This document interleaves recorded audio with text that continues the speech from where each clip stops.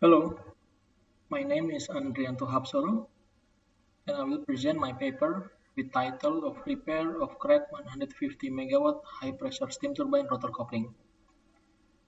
This paper is made by me, Andrianto Hapsoro, Happy Hanifa, and Kirill Grebenik.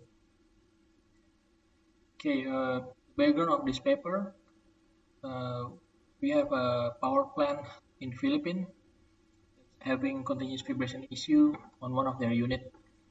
And then after their vibration engineer analyzed the data, there's indication of crack in the rotor. So the power plant then plan to pull out the SIP and LP rotor for further investigation. During the inlet inspection, it was found there's a longitudinal crack across the coupling area on the SIP rotor. So the general train arrangement of this unit. So the train consists of SIP rotor with that is supported by bearing 1 and bearing 2, and LP rotor that was supported by bearing 3, and half of the weight of the LP rotor was supported by bearing 2. And then there's a generator that is supported by bearing 4 and 5. Okay, so as I mentioned before, during the NDT inspection, they found extensive crack on the coupling area. Yes, you can see on the picture.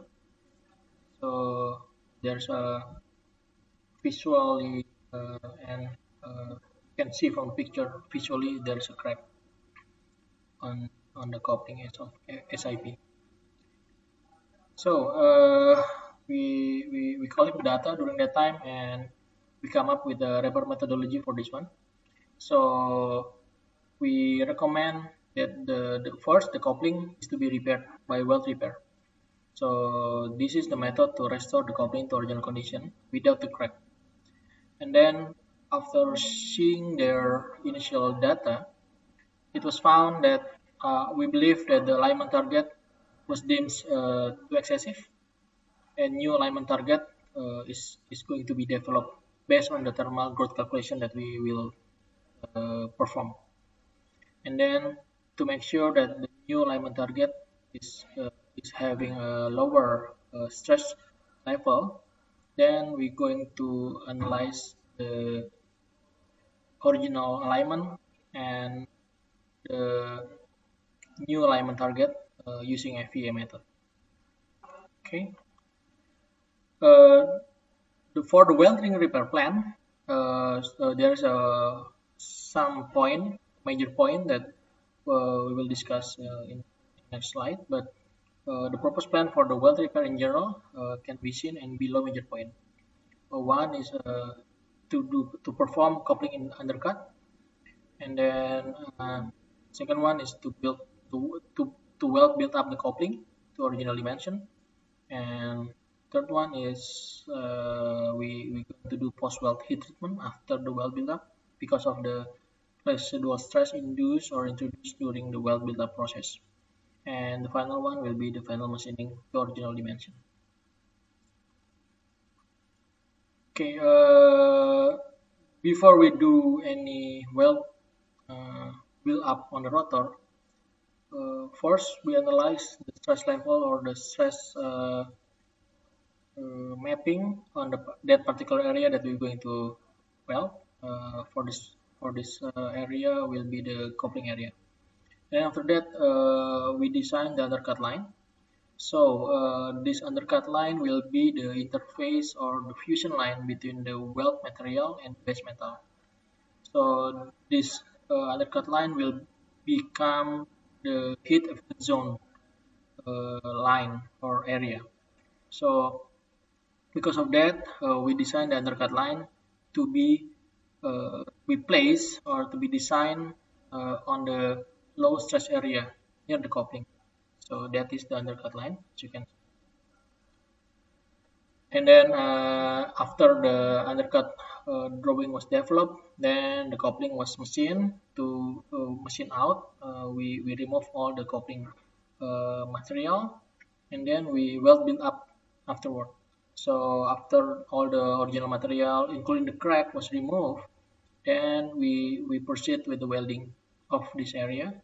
You can see the left picture. So when the coupling was being removed by machining, and the middle picture is showing that when the weld repair was taking place, and the right picture is when this is the finish of the welding process.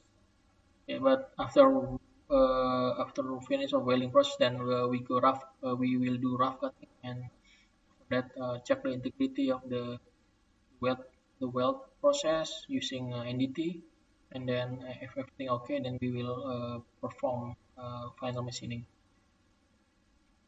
Okay, so after all criteria for welding acceptance was fulfilled during process of welding, then the coupling is final machine to original dimension. So the original dimension was taken during the initial reverse engineering. So we did reverse engineering before we machine out the coupling area. So the picture here is when we do machining, and then the right side is when we do the final NDT for that particular area. Okay, and then second one that we perform on this project is we believe the original OM alignment target is quite extensive, or we can say extreme. As you can see from the picture, the original OEM alignment, the original alignment is said that the coupling between SIP and LP is have to be open bottom about 0.33, and there's a radial offset about 0.24. So this number is quite or this value is quite excessive uh, based on our experience and also our calculation. So that's why we recommend the client or the customer to have a new alignment target that will decrease also the stress level on this particular area, so that uh, it will not uh, it will not have the same problem as they have before, like a cracking on the crack on the coupling area. Okay, so the new alignment target will depend on several data that we take. First of all is we do thermal growth, and then we check the inertial sag of the rotor, and also we measure and calculate the state loading of the bearing operation. So the thermal growth calculation was measured using the sister unit that's still operating and already in steady state condition in regard to temperature. So we measure that as a heat point or value, and the original cold value will be using original unit. So as you can see, the thermal growth on the relative thermal growth on this unit between LP and the generator is quite similar, but then we have a SPIP that quite extreme in regard to other bearing. So this will be our first data, and the other one is also the SIP and LP rotor sag. So as you can see, the sagging of the rotor SIP is way more than the LP rotor. So based on this data, then we uh, we have the new alignment target. As you can see, the new alignment target is 0 for the offset, radial offset, and then the gap is now become open top 0.1 millimeter.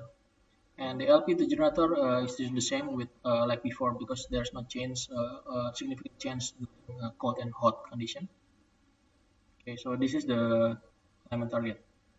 And then the last one we do on this project is to stress analyze the coupling. So we compare the stress level on this coupling using the OEM or the original alignment and also with the new alignment. And qualitatively, the maximum stress using the new alignment target decreased 60% compared to original alignment. So yeah, the new alignment target is having the less is induce less stress to the coupling area. So in conclusion,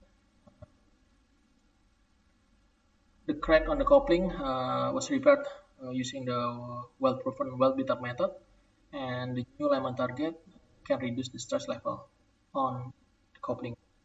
The unit was installed back to the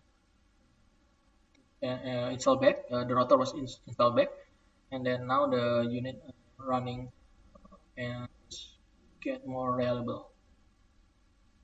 Okay, I think that's all. Thank you for listening and watching.